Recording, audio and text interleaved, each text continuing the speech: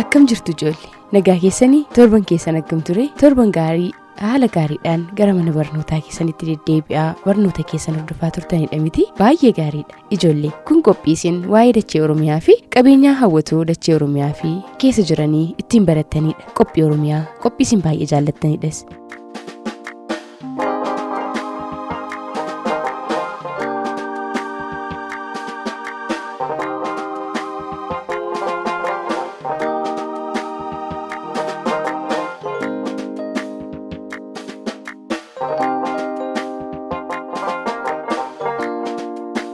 Qaxaleewwan keenya torban darbee karaa chaanaalii OBN Gaammeetiin qophiilee isin bohaarsanii fi isin barsiisan hedduu isaanii kan isin daawwachaa fi qalbeeffachaa turtan keessaa qophiin Oromiyaa isa tokkodha. Mee warreen qophii Oromiyaa kan torbee darbeetiin qophii nuti isiniif dhiyeessine yaadattan jirtu wal yaadachiisaame.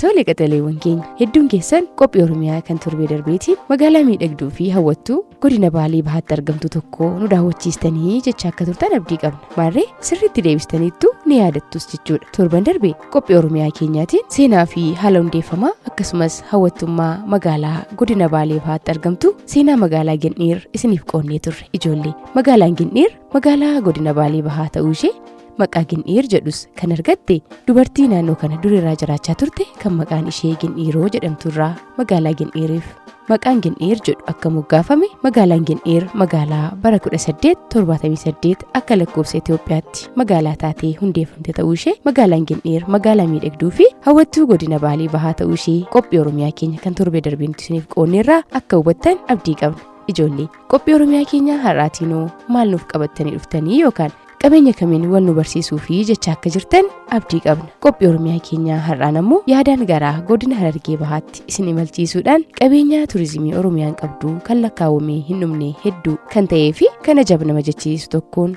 wal isin barsiisuuf qophii qindeeffannee yaadaaf qalbii keessan nuuf kennitanii akka nu daawwattan waan nuti isinitti himnus akka qalbeeffattaniif isinin eegaa jirra. Isin qophooftan miti? Tole nutis kunoo qophii keenya isiniif qooduu itti fufnee jirra. Isin garuu hanga xumuraatti qophii keenya daawwadhaa irraa baradhaa Oromiyaadhaanis wal baraa bohaaraa isiniin jenna.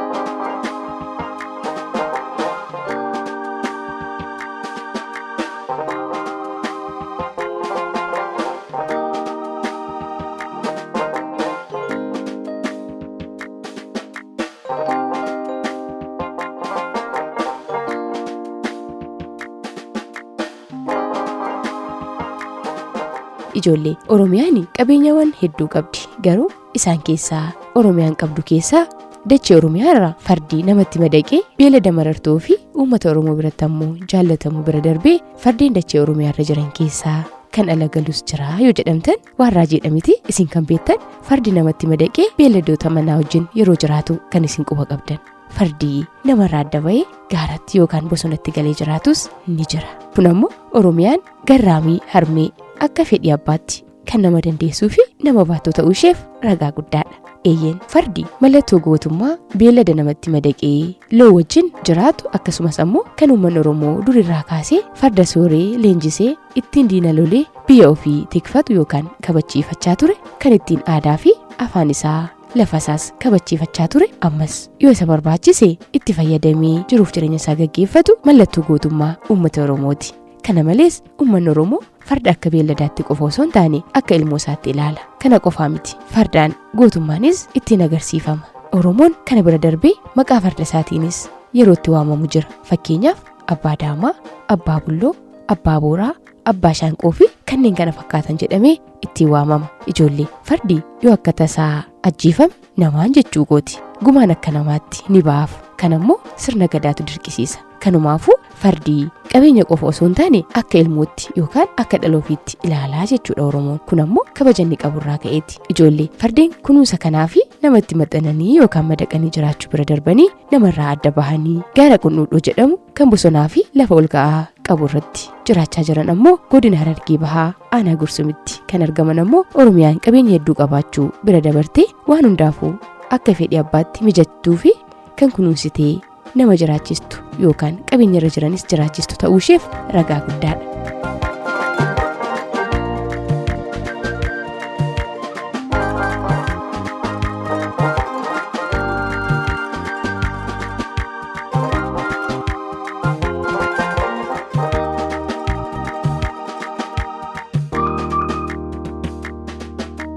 ijoollee qophii oromiyaa keenya har'aatiin kallattiidhumaan seenaa fardaa isiniif kaasaa turre miti.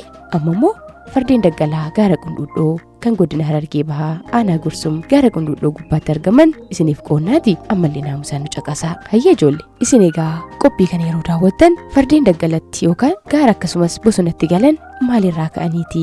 sababa maaliif gara gaara qundhuudhootti bahanii moo achumatti dhalatanii jechuun keessan waan hafu miti. ijoollee fardeen daggalaa gaara qundhuudhoo keessa yeroo ammaa kana jiraatan kan isaan gara gaara qundhuudhootti dhufan sababa qaba. innis maalinni jechaa jirtu miti nu caqasaa.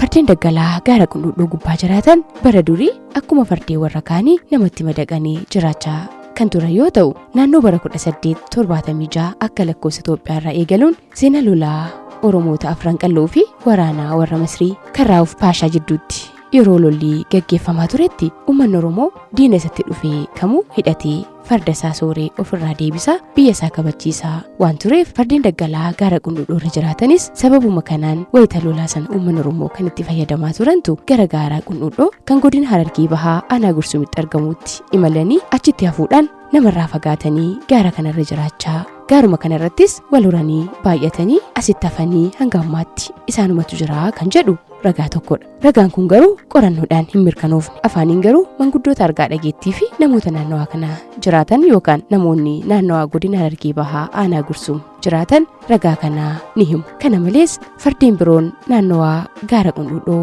namatti madaqanii jiraachaa turan warreen gaara kanarraa jiraatanitti baqachuudhaan manaa bahanii yookaan namarraa adda bahanii fardeen yeroo lolaa bahanii achitti hafan yookaan gaara qundhuudhoo gubbaa jiraatanitti dabalamanii kan jedhullee ragaan jiraattota naannawaa kanarraa arganne ni mul'isa. haa ta'ullee malee wantoonni qorannoodhaan mirkanaa'anii ragaa kanatu sirriidha jedhamu hanga ammaatti hin jiru. gara fuulduraatti garuu isinis ta'e warreen isin dursan namoonni garaagaraa qorannoo gaggeessanii sababa fardeen kun gaara kanatti galan yookaan namarraa adda bahanii jiraatan argachuu danda'u. isinis yaalii kana gaggeessuu dandeessu yeroo barnoota keessan goolabdan jechuu kooti.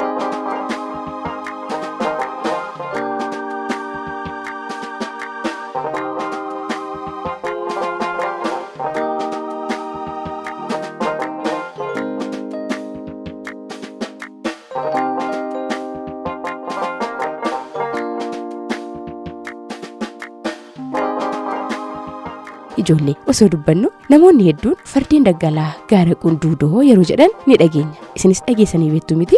jechi kun guutummaa guutuutti sirrii miti. fardeen daggalaa gaara qundhuudhoo gubbaatti argamanidha. qundhuudhoo warreen jedhan warreen afaan Oromoo sirreessanii dubbachuu hin dandeenyedha malee akka hawaasaa godina Harargee Bahaa fi naannawaa kanatti argamanitti gaara qundhuudhoo jechuun hiikaansaa gaara fiixeesaa gubbaa ba'uuf yookaan ammoo tulluu fiixeesaa gubbaa ba'uudhaaf nama rakkisuuf maqaan qundhuudhoo jedhamu ni moggaafamaaf. kanaafuu jecha qundhuudhoo jedhu guutummaa guutuutti akka hin fayyadamne. isinis hawaasa naannoo keessan jiru yookaan maatii keessan fardeen daggalaa gaara qundhuudhoo gubbaa jiraatanii jettanii barsiisuu qabdu.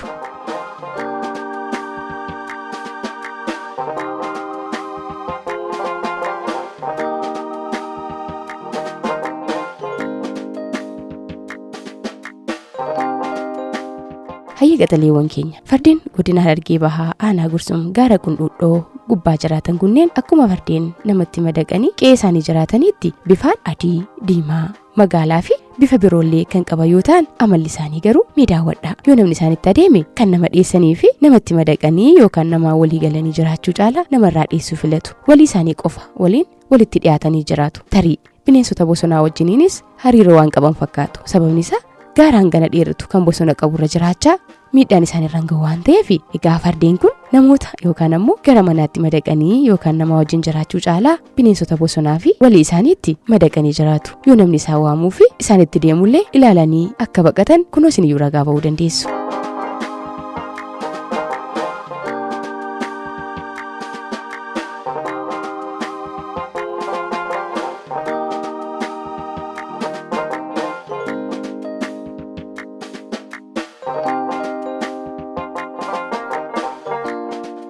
Ijoollee baay'inaa fardeen daggalaa gaara qundhuudhoo gubbaa jiraatanii wal qabates ragaalee garaagaraatu jira. Bara 2010 akka lakkoofsa Itoophiyaatti fardeen daggalaa gaara qundhuudhoo gubbaa jiraatan naannoo fardeen 18 akka turanii fi bara 2013 ammoo baay'inni isaanii hir'achuudhaan fardeen 11 ta'anii akka turanii fi kana qofaa miti. Qorannoo bara 2014 gaggeeffameen ammoo baay'ina isaanii irratti jechuu kooti naannoo fardeen 31 akka ta'antu himamaaf. Kun ammoo fardeen daggalaa gaara qundhuudhoo gubbaa jiraatan yookaan fardeen godina Harargee Bahaa Aanaa Gursum gaara qundhuudhoo gubbaa jiraatan baay'inni isaanii dabalaa fi hir'achaa deemuu isaa kan agarsiisudha.